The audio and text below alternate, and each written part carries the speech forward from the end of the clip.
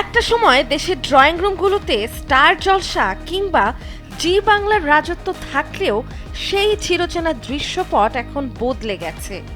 ভারতীয় মেগা সিরিয়ালকে হটিয়ে দর্শকদের পছন্দের শীর্ষে জায়গা করে দিয়েছে তুর্কি সিরিজগুলো। কিভাবে বদলে গেল মানুষের রুচি, চলুন জেনে নেই।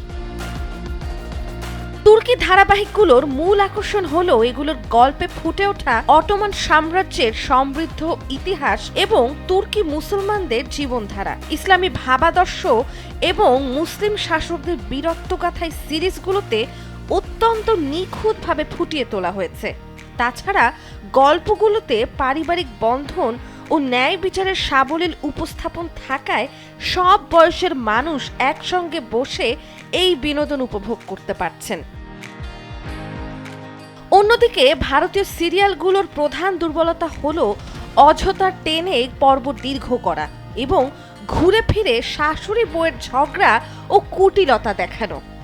এই একঘেয়েমি থেকে বাঁচতে দর্শকরা বাংলায় ডাবিং করা তুর্কি সিরিজগুলো লুফে নিয়েছেন। এগুলোর বিশাল বাজেট, বিশ্বমানের প্রযুক্তি এবং অভিনয়ের গভীরতা দর্শকদের মন্ত্রমুগ্ধ করে রাখে।